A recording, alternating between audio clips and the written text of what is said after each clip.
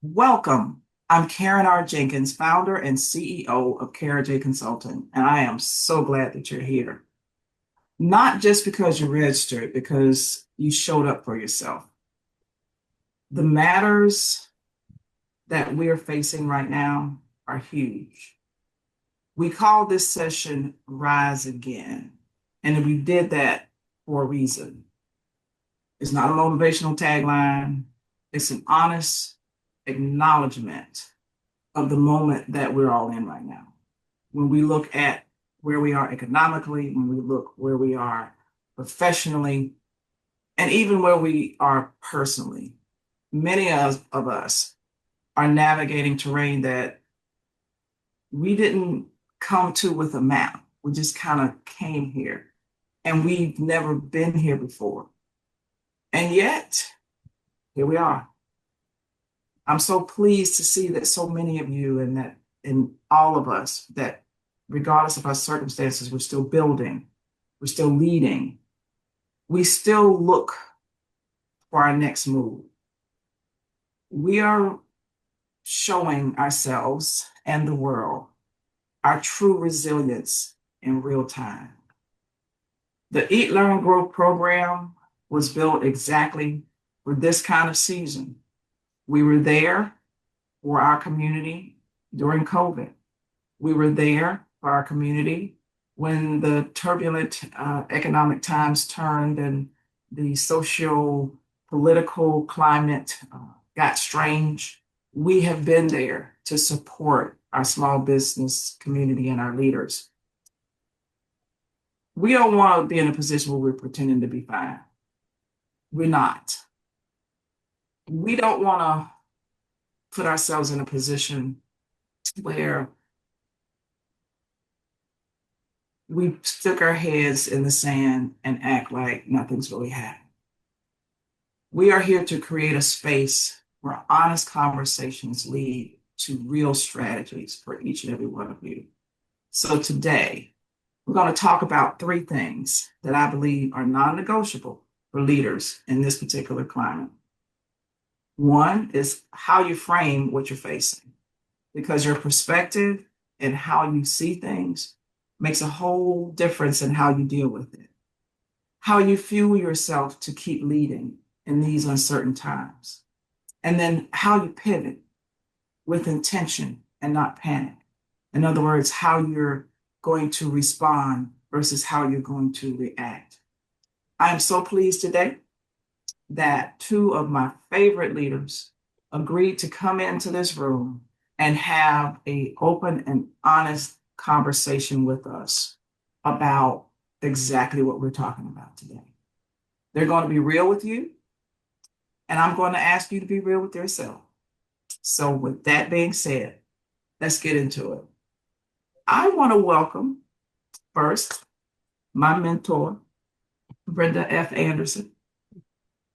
I'm not even going to tell you who she is. I'm going to let her tell you. I will plug in the holes if she misses anything that's important. So, Brenda, please introduce yourself to our audience. Well, hello, and thank you, Karen, for for the opportunity to be a part of this.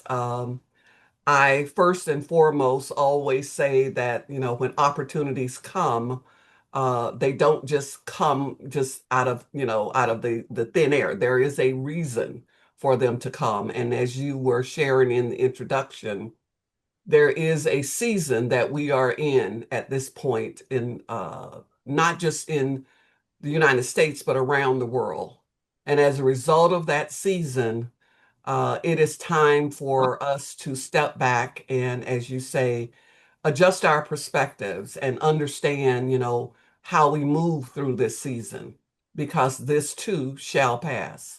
I'm Brenda Anderson, and I just noticed on the everybody got their initial, and for some reason, my name doesn't have my F, which is very important to me because my middle name is Faye, which is the short abbreviation for faith.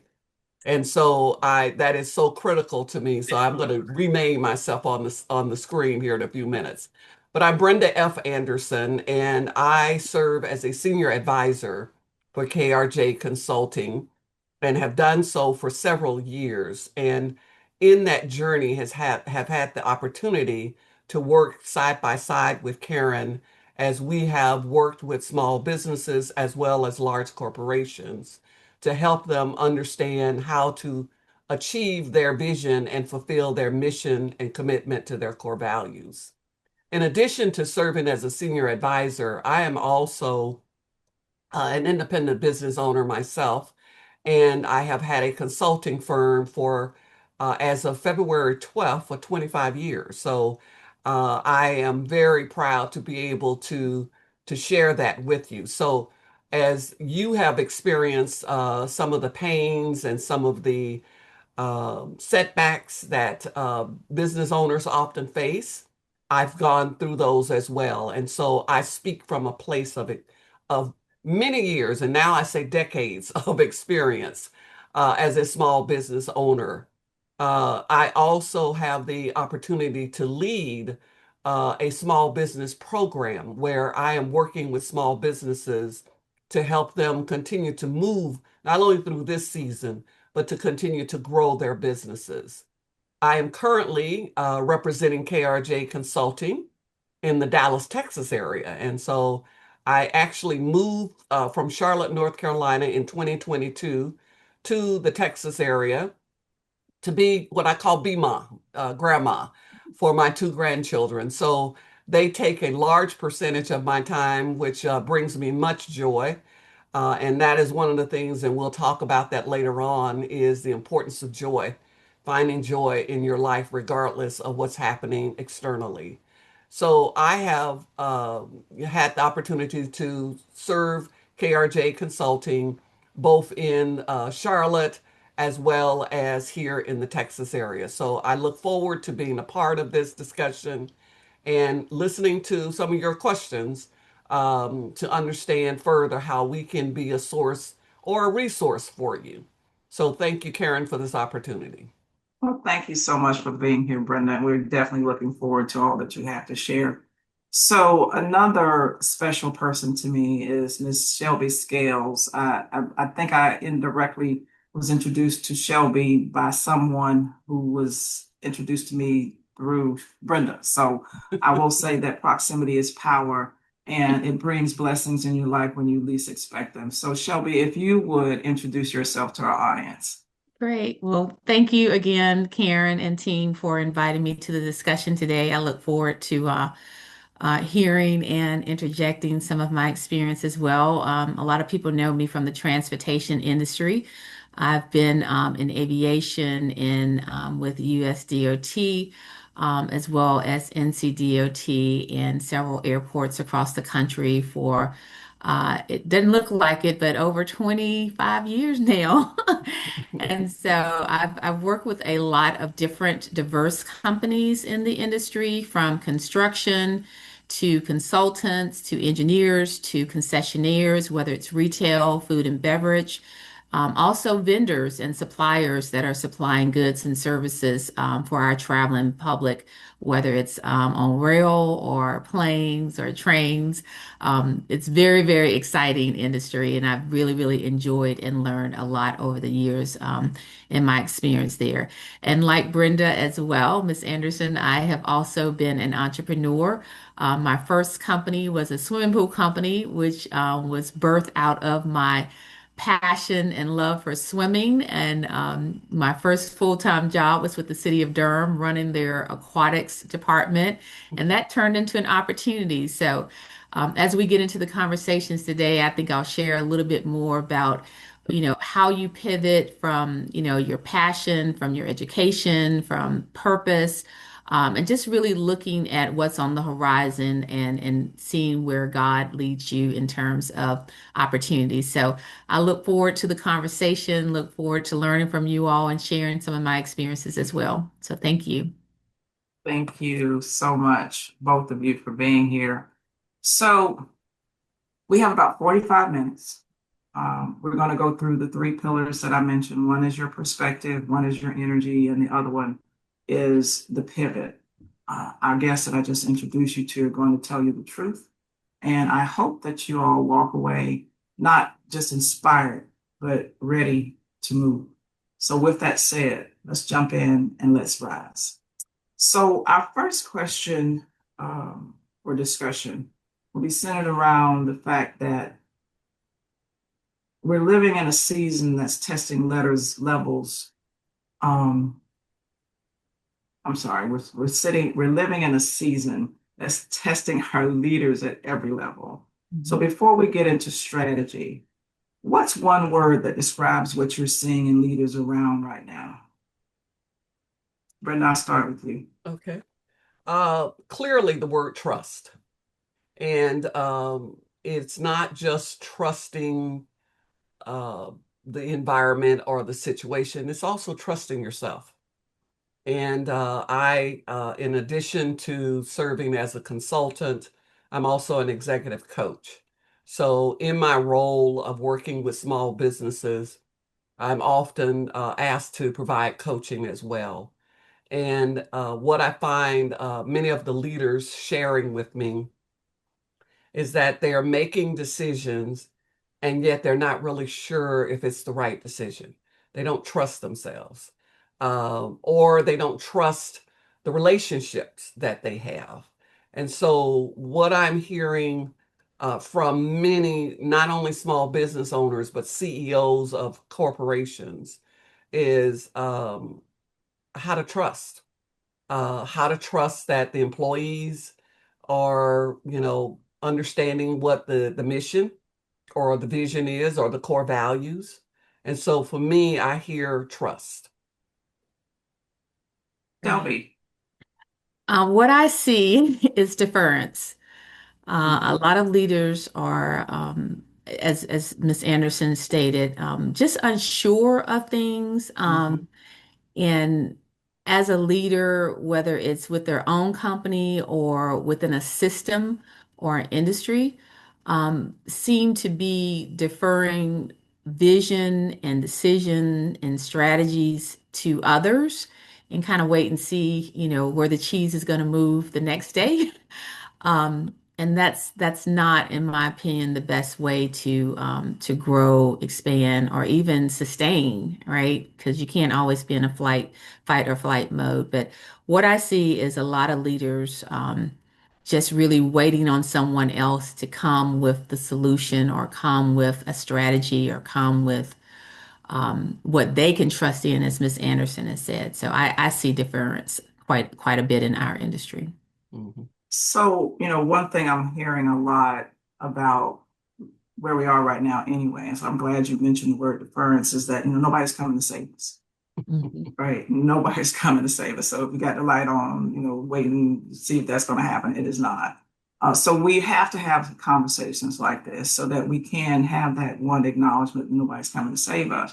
But then talk about strategies about how do we get there. And one of the things that one of my words this year is alignment. And I'm seeing misalignment in some of our leaders today, in our communities today, because of the fear, because of the confusion, because of the chaos. I'll say we, not they, we are not grounded. And when we're not grounded and we don't have ourselves anchored in what I call our core values, then some of the decisions that we are making may not be aligned with who we truly are, who we aspire to be.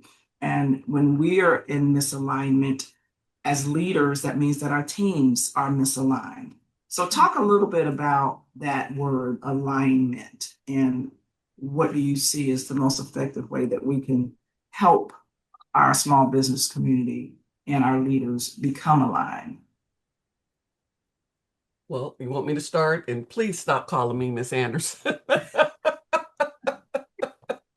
don't know if I can do that. I definitely appreciate it My mother's downstairs. and truly understand it. As they say, I'm a Southern girl, so I understand that as well. I think, again, Karen, one of the things that, having worked together for several years is my principle around alignment and how important that is for not only businesses, but also for individuals, is to understand what alignment really means. I mean, just think about a car. If a car is out of alignment, it's very difficult to keep it on the road. And that's the same thing that happens in businesses and for individuals. When you're not aligned, you will find that it's very difficult for you to sustain the things that you want to sustain. And when we talk about alignment, specifically, what I use is a model that says that your why, your be, and your doing must be in alignment. And what do I mean by that?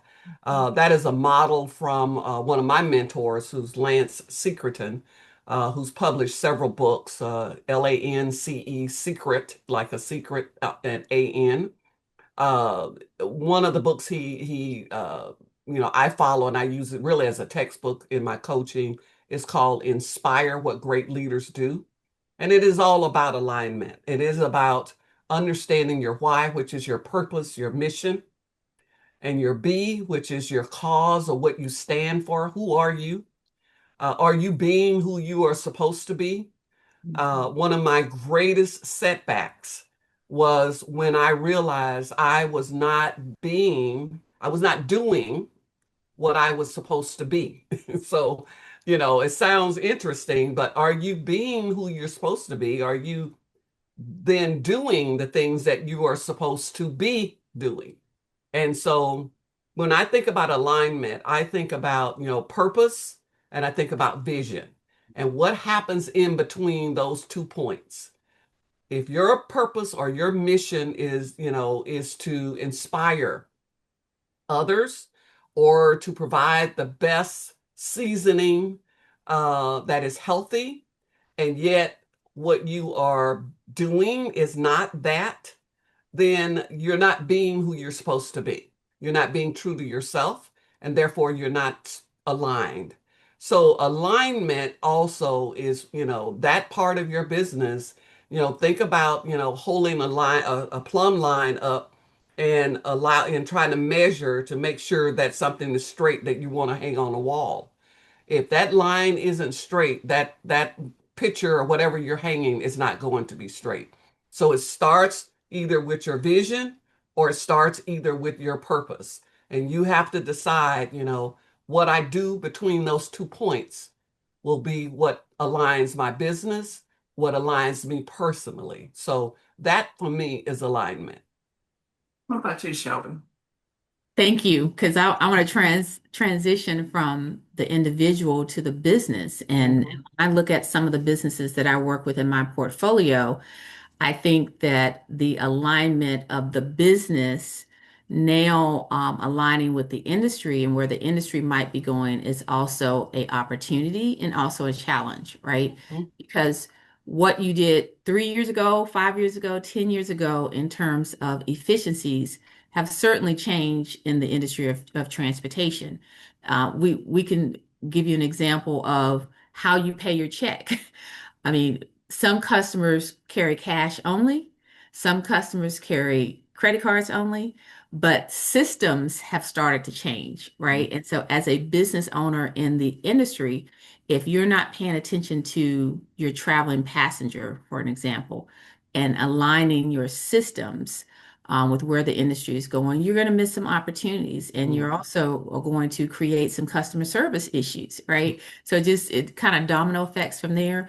But certainly, I agree with Brenda in terms of, self first. And then, I'm hoping that many of our small businesses are doing annual assessments of where they are within their market, within their industry, within, what their community is seeking, and making sure that those goals, that vision, those strategies are also aligning because, and I'm using that in terms of a moving strategy because it does move frequently in terms of efficiencies, technologies, just the way that we do business is always evolving. And so making sure that how we do business, as Brenda says, what we're doing and how we're doing it is also aligning as efficient as possible is what I would like for some of our listeners to walk away with.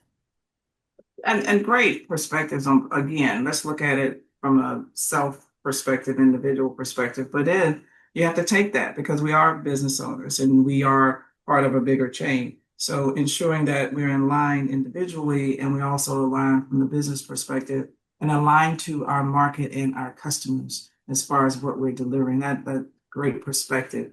So let's talk about the real, right? I've heard numerous times, and it's not necessarily what happens to you, but it's about how you respond to it.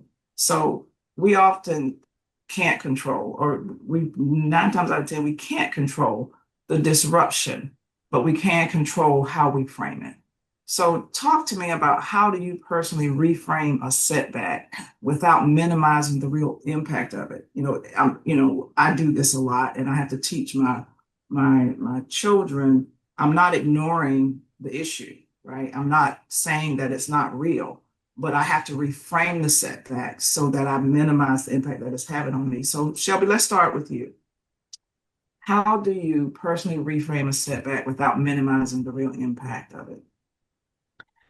I mean, I look at lessons learned. I look at opportunities for professional growth, perhaps, and I'll give you an example.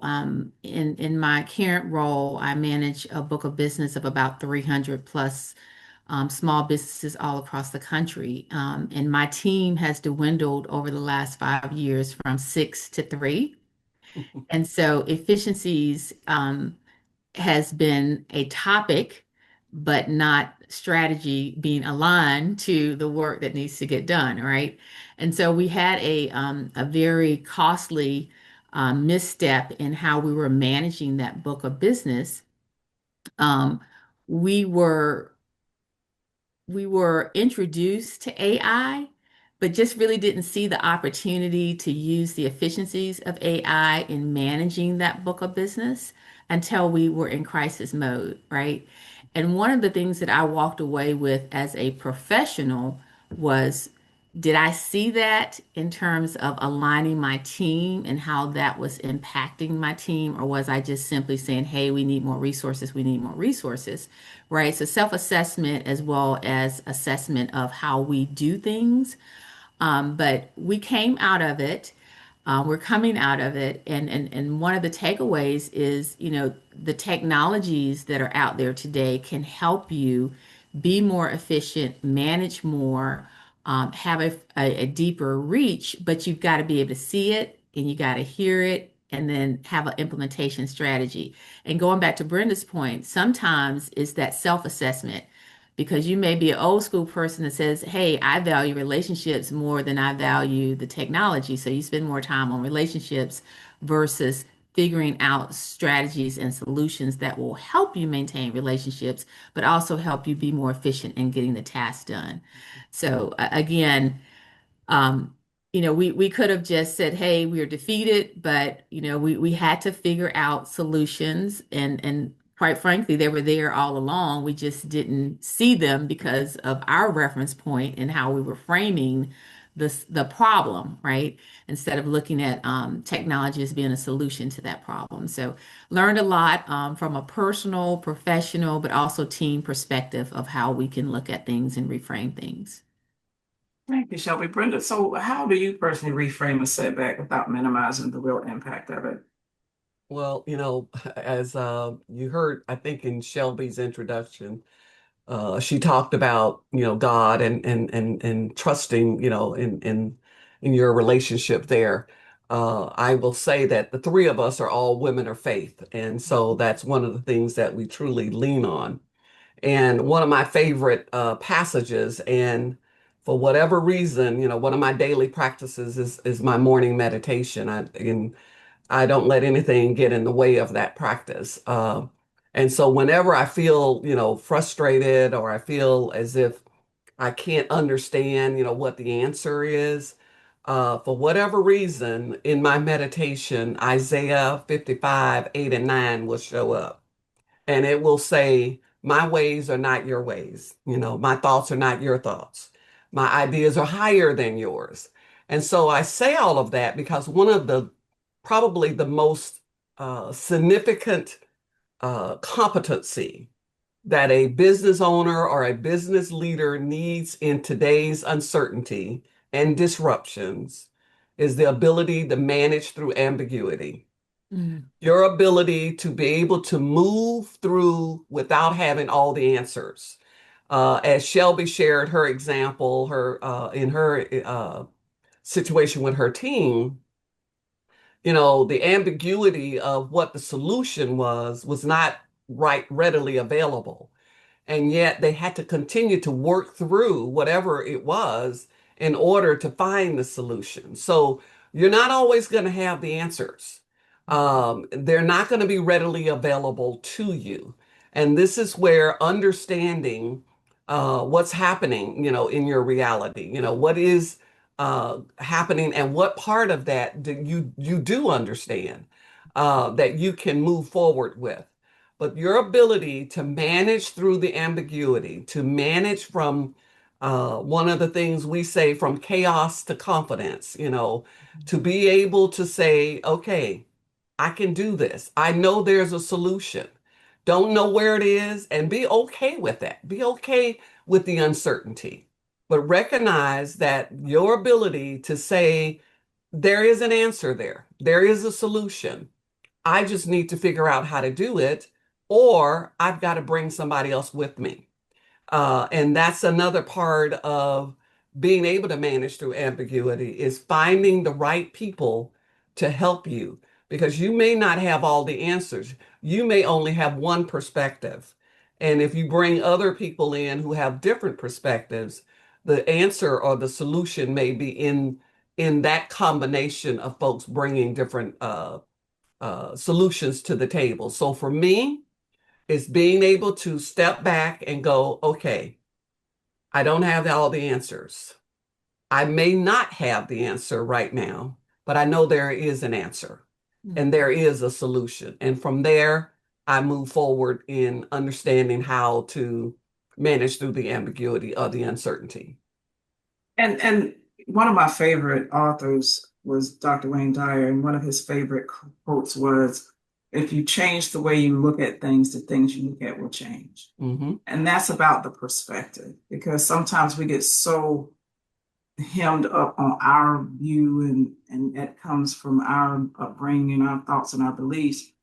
And the question is it real? Is that the true reality? And sometimes our emotions and our energy gets involved and we see things and sometimes they're skewed. So understanding that, and I love what you said, Brenda, with you have to bring others people in to help you better understand all angles of this perspective so that you can make a better decision.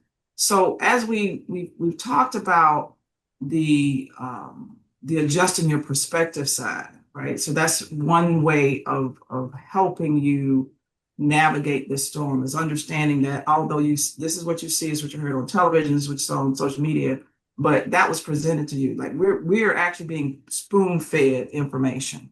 And the question is, are you going to take that spoon of information and swallow it, digest it as it is? Or are you really going to sit back and analyze that, okay, maybe that's just a piece of the whole pie and I need to see the whole thing? So the perspective is important, but also emotional climates that we're in are set by us as leaders, whether we want to admit that or not. So whatever we're feeling, whatever vibrational frequency we're carrying, we are giving that to our team and sometimes to our clients and sometimes to our families. So as a leader, how do you regulate your own energy when the pressure is real and the stakes are high? Karen, I do want to go add one more thing about adjusting your perspective. And one of the uh, principles that I encourage people to understand is fear is natural, okay? And when you talked about sometimes we don't want to acknowledge where we are, um, fear is a natural instinct. And it's okay to embrace your fear. You cannot move until you understand what it is that you're afraid of. Okay.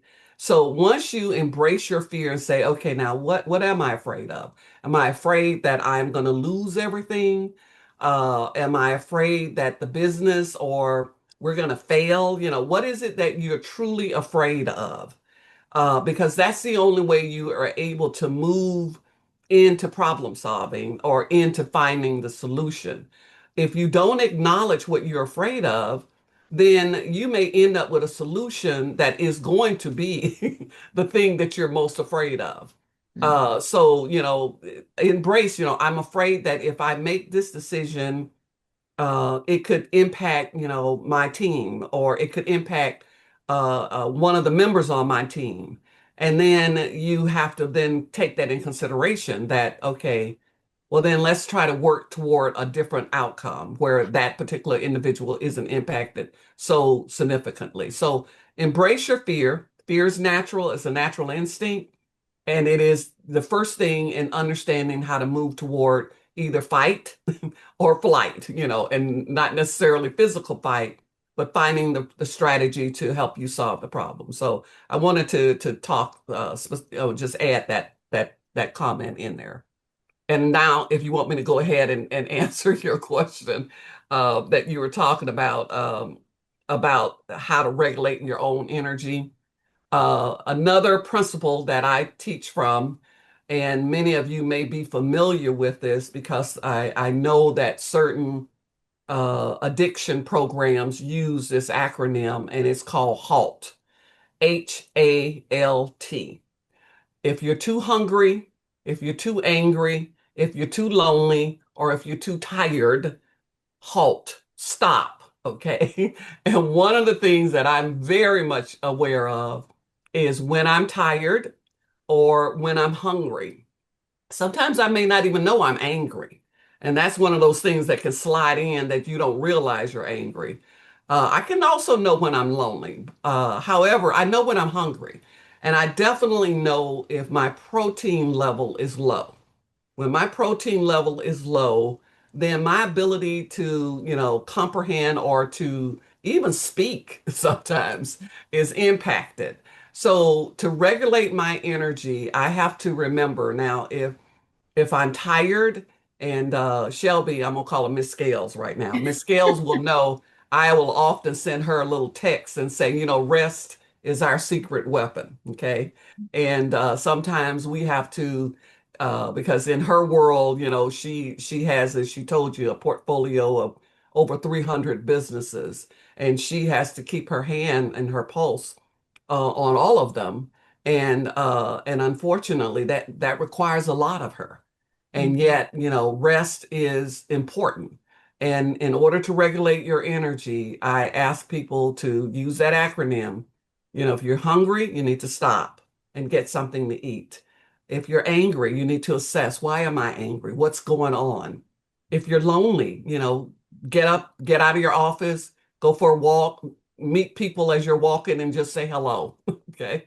If you're tired, rest. It is your secret weapon. Thank you, Brenda. Hmm. Shelby. Well, I would say two things, and I think Brenda's hit on a lot of things that I was going to say, but I'm going to talk about one thing that I've learned, particularly over the last 10 years of my career, and that's to give yourself some margin. And several of my mentors, two of which are on the call today. But when you say halt, Brenda, it really is to feed your soul Hmm. and to feed your body, right? So Amen. yes, we need to eat, but we need to eat those things that are going to be nourishing to us. If I go grab a bunch of sugar, I'm going to be really, really jittery and high for a moment, and then I'm going to crash. So, Mm-hmm. consistency in taking care of the body is key in terms of those things. But I would say, you mentioned earlier your daily meditation. Absolutely give yourself time for to pray, to meditate, to self-reflect, to listen to your body, to your spirit, because oftentimes those are subtle whispers Hmm. and not somebody, tapping you on the shoulder, but just very subtle things that you see, hear, and observe that you need to pay attention to in the halt perspective of it. But I have really struggled, and to be honest with you, I've really, really struggled with giving myself margin in my day. And it's helpful for me to not just use technology to keep up with my calendar, but to just, physically see it and see that, 10 hours out of my day, I'm in front of a screen. That's going to wear on my eyes. That's going to wear on my, attention. And as you said, I need to get up and change environments, right? Mm-hmm. And I'm a big proponent of when I'm misaligned personally to get out in nature. Nature grounds me personally, whether it's listening to the birds, whether it's taking a short walk, or getting close to some water and just seeing that natural beauty of the earth. But giving myself more margin in my time, in my day, in my efforts, but also changing the environment so that I can clear my head, get some fresh air, and just really listen to my spirit and my body speak to me about the things that I should be prioritizing. That helps me more so today to stay more grounded, more aligned, and more attentive when I'm presenting myself. And both of you are spot on. And what I'll say is, at the end of the day, to be able to do what Brenda recommends with HALT, to be able to do what you recommend with giving yourself margin, we have to increase our awareness. Hmm. Mm-hmm. Know thyself. And Hmm. everybody said, well, I know myself. You know yourself when you're conscious, but we function on an unconscious level every single day. One of my favorite questions when I go out and speak on different platforms is, I ask the crowd, so how many of you remember the ride to work?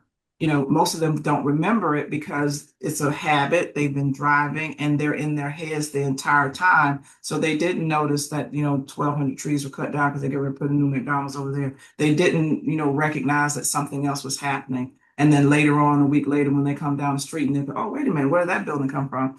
You've passed it every day, twice a day, going to and from. But because we were not conscious, we were not aware, we were so in our heads. So to be able to recognize when you're hungry, when you're angry, when you're lonely, when you're tired, you have to come back to the present moment and focus on, what am I feeling? The other thing in that awareness and understanding what you're feeling is that what you're feeling is going to dictate some thoughts. Or maybe it was your thoughts that dictated that feeling. And that thought is going to result in an action. Well, when you're a leader, all those thoughts that you're having and that feeling, the inner emotion you're having, is going to be spread to your staff, your team, your clients. So being cognizant of what you're carrying and how that affects other people is important as a leader, and even more important to you, because certain energies, certain levels of emotions create a high level of cortisol, and that's a stress hormone, and that can be damaging to us. So being aware, doing the HALT exercise, giving yourself some, I'm gonna call it some grace. Hmm. Shelby's calling it margin, I'm gonna call it some grace, Mm-hmm. gives us that thing as leaders, that we need to be the best leaders that we can be to ourselves, because we lead ourselves first, and to our teams. So let's, okay, here's the word. Let's pivot our conversation. Let's pivot. There's a difference between a reactive pivot and a strategic one. So talk to the audience about, how do you know which one you're making in the moment? Are you making a strategic pivot? Or are you making a random? Shelby, you want to go first? Yeah. You know, my core personality is very spontaneous. And so I have to, know thyself as a leader, and oftentimes throughout my day, throughout the meetings, I'm always being asked for the advisement of the problem, the solution, or whatever. And I really try to abide by what Brenda had said earlier, make my decisions as informed as possible. Mhm. But Secretary Pete Buttigieg taught me something in working in his administration. If we can go off of 80%, we don't have time to ponder and be paralyzed in the moment, right? So I really try to, as a leader, when presented with problems, to be as strategic as I can with my team at getting input, at listening, at assessing, and trying to get to that 80%. Don't always get to the 80% before Hmm. decisions are made for various reasons. But if I can, I feel that I can trust the team and the team's assessment at that level. And again, sometimes we don't always get there to the 80% mark. But when I do that, I feel like we're being more strategic and thoughtful and intentional and purposeful in our decision making. Now, sometimes we just don't know, as Brenda said, we just don't know, but we have to move. Hmm. We have to rely upon experience. I rely upon prayer. I rely upon, some people call it the gut. I call it, my spirit speaking to me to go left, go right. But I go back to, and I want to go back to margin versus grace because we need both. But sometimes we need time to listen, and if we're in meetings and we are presenting ourselves, in meetings and going to and fro, we don't give ourselves time to think through things, right? To really kind of chew on it for a moment before you give that decision point. And that's what I mean by margin, right? If I book my entire day in meetings, I am not setting aside personal time for me to look at the information, to do the research, to listen, to do that assessment before making these decisions. And oftentimes they can be, very costly, or they can be, compliance written, or they can just, you can lose credibility as an advisor if you're not being intentional and purposeful by listening to what the real solutions could be. So again, yes, we need grace.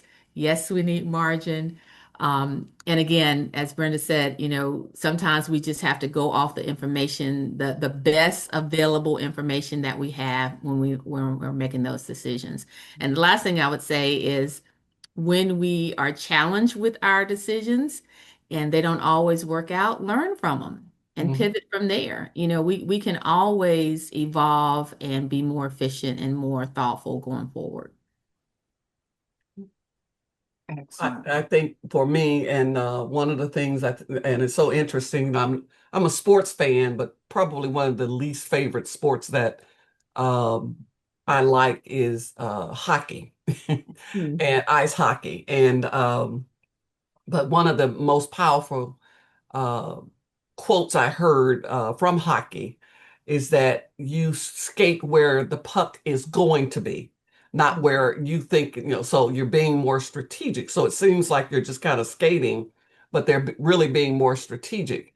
Another interesting thing is during the Winter Olympics, I started watching, of all things, what's the thing they do with the broom? Curling. Curling. Curling. I started watching curling, and Very it was so strategic. interesting to see how strategic they Mhm. were in their ability to move the little thing down the court there. My point on a reactive pivot is reaction creates pressure. Mhm. And whenever you are reacting, you will know it because you will physiologically feel the pressure of a reaction.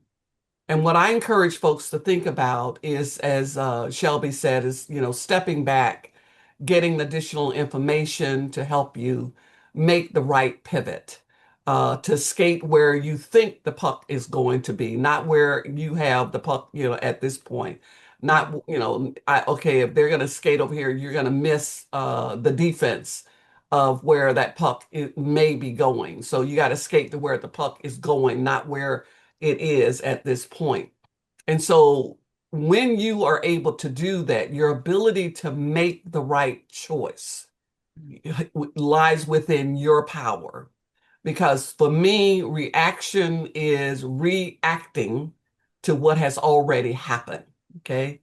When you choose to respond, you have more power to make the choice or the decision that is going to be the better outcome for you. Just always know that reaction is always going to create pressure. And if you're feeling pressure, that means you're reacting. If you are feeling more powerful or empowered, it means that you're making a choice of where you're going to pivot. And critical to that, and Shelby said this, is getting the information, the research, learning more about, of course, everybody now is talking about AI, learning how AI can be a critical part of your decision making pivot decision. So keep looking for opportunities to get as much information as you can, so that you are able to skate to where you think the puck is going to go. Very, very powerful advice. And as we, prepare to start wrapping up, we talked a little bit about perspective. We talked about the energy you bring. We've talked about the pivot.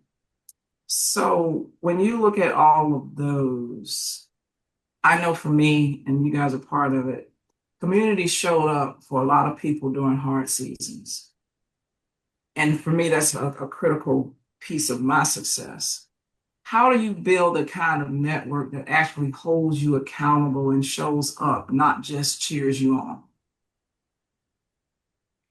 Well, interesting enough, I was in Bible. We've been doing our Lenten season Bible study, and last night, one of the presenter did it. I thought was a fantastic job. But one of the things that he brought to our attention was what he calls the messianic model, which is there were 70 people that were sent out to, kind of carry the word forward. And then out of the 70, only 12 were selected to really be true disciples to walk with, Jesus at the time. And then only 3 had the opportunity to see a particular event that happened for Jesus in his transformation and transfiguration. And then, of course, there was only 1 that he called his friend, his best friend, or his ride or die. I'll use that expression. And so what he left us with was, who are the 12 that you would call? Who are your 12? And it's very interesting because who are the 12 that would be with you in the thick of things, in the darkness of things, who are going to be there? You call them ride or die, whatever. And that may change. It may change in different seasons. Your 12 may change. So, and keep in mind that all 12 are not going to respond or be there for you in the same capacity, but they may be there for a specific reason in your season. So as you build your community, who are the 12 that you say, whether it's your family members, whether it's your attorney, whether it's your accountant, whether it is someone who's on your team, who are those 12 that you can call on to help you make certain decisions? And then who's the 3? Who's the 3 that and no matter what season it is, they're there. They're there for you. Because when it gets down to the 1, and that's just you, then that's where the power comes in of knowing that if I get stuck, I've got 70, I've got 12, I've got 3, and I've got the 1 friend or the 1 business partner or consultant or advisor that I can call on. And then it's me. It's me and my final decision of how I move forward. So for me, I thought it was timing was appropriate, to share that with you, is that, think about who your 12 are. And it may not be 12. It may only be 10, or less than. But who are those advisors? Who are those individuals who believe in your vision and who are willing to walk with you and help you accomplish what it is that you have been called to accomplish? That was So I just thought powerful, that Brenda. timing was perfect. It That was really powerful. was. Yeah, thank you for sharing. That was powerful. It really Shelby? was. And Brenda, I've used that. I didn't know that that's what the model is called, but I Yeah. used that over this last year going through a very critical personal journey that I've And gone I through. thought about you. Yes, I did. I intentionally used the 12 and the 3 and the 1 model, and hmm it works. Um, it worked personally, it worked professionally, it worked spiritually. And I will tell you about that too, in terms of one extra thing that I would add to that, that one of my colleagues who I didn't think was even in the 70. Yeah. But he always, and ever since I've been working with this company, he always finds an opportunity to ask me, what is his blind side?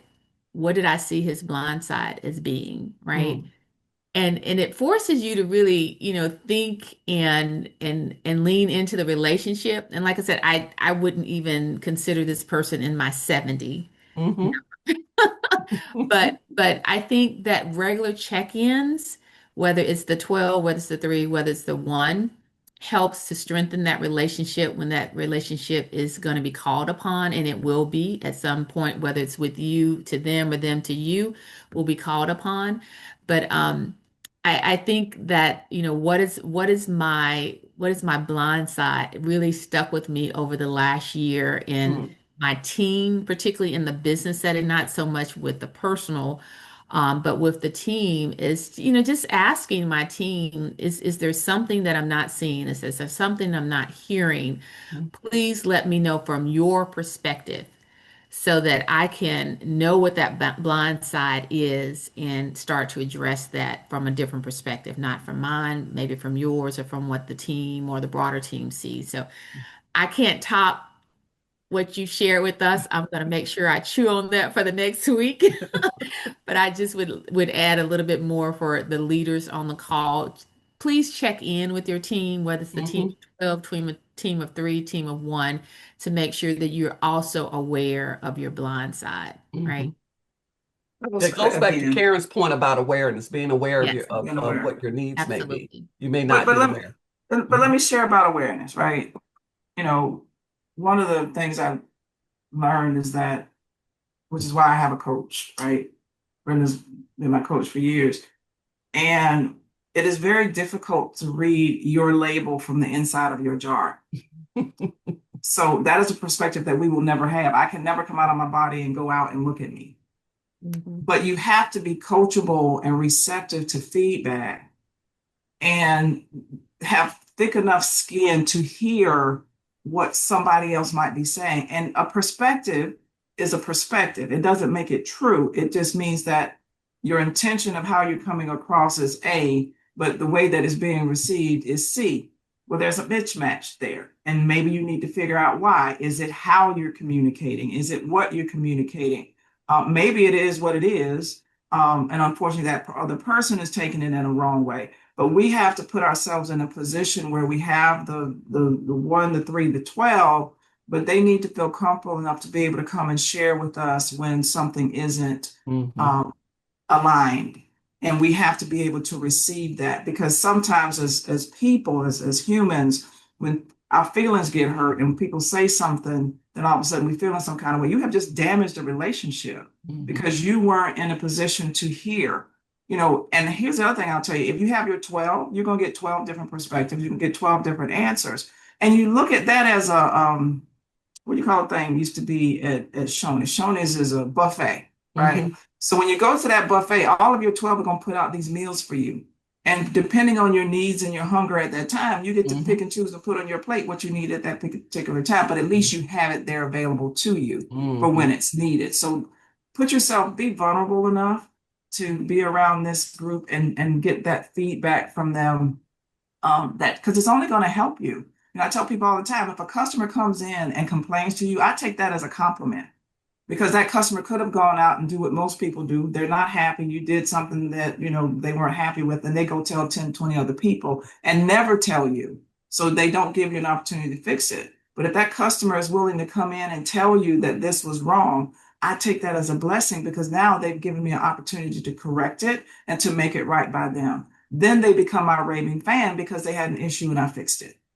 I mhm, might even be the cause of it, but because of how I handled it. Again, we talked about it earlier. It's not what happens, it's how you respond to it.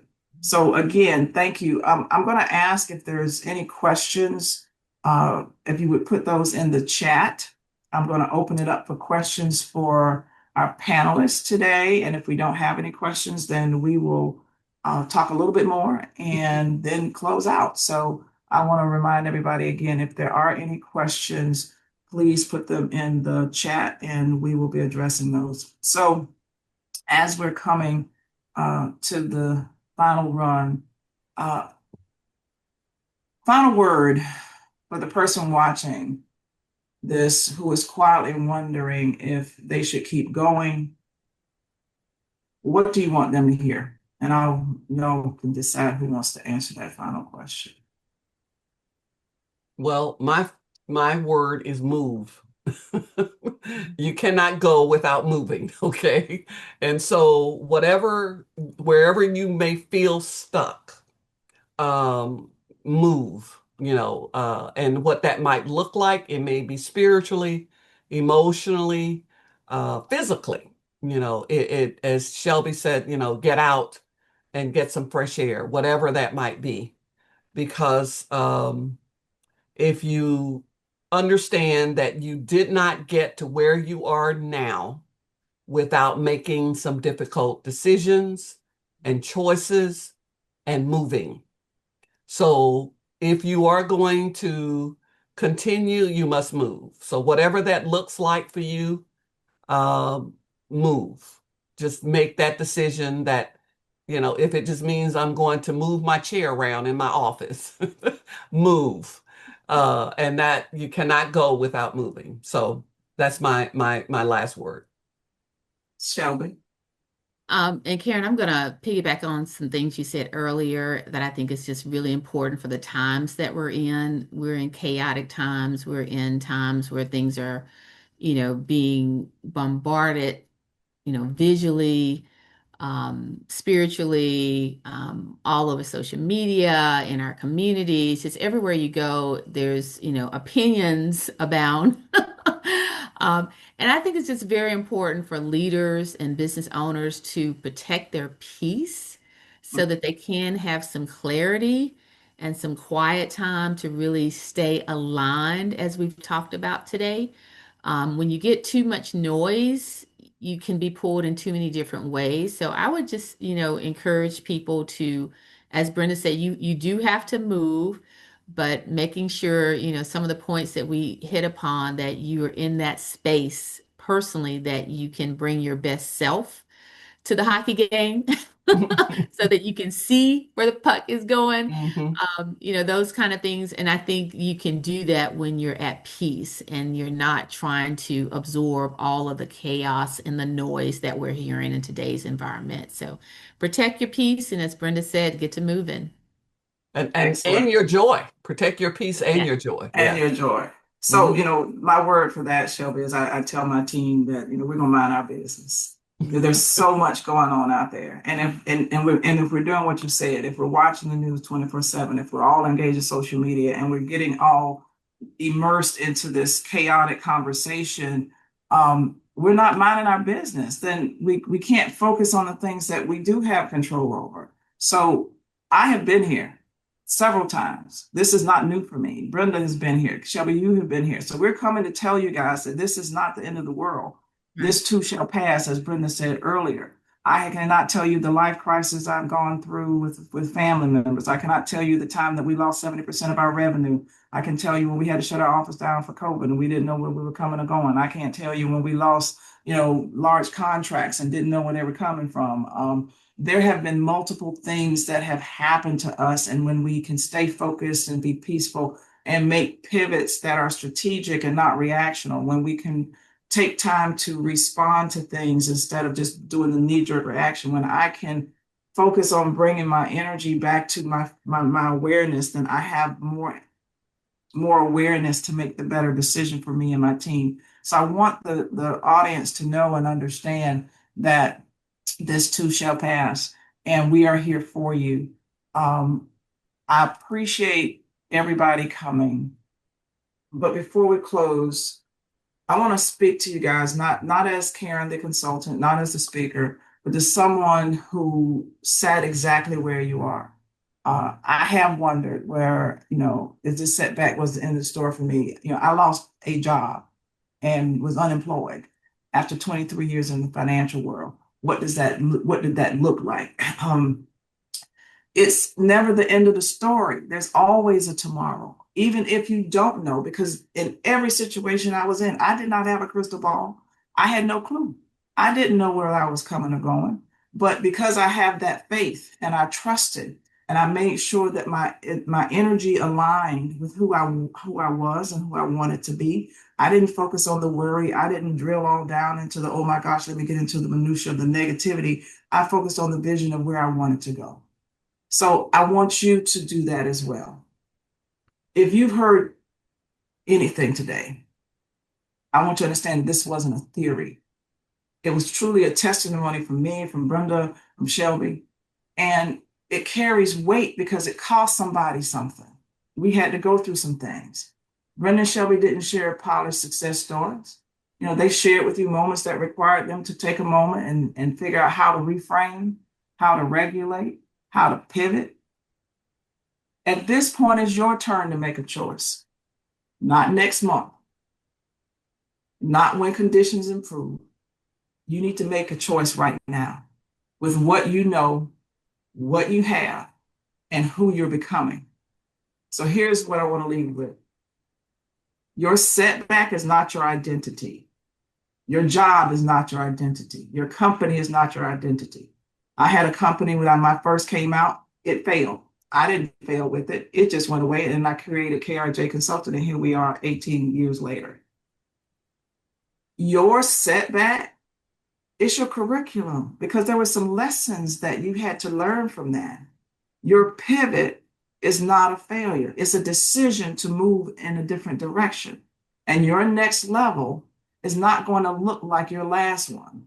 And actually, that's okay because every pivot that I had did not look like my last one.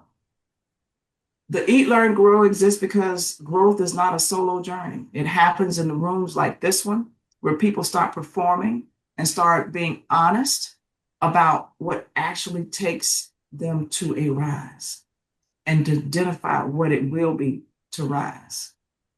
So if today's conversation moved you, don't let the momentum stop here.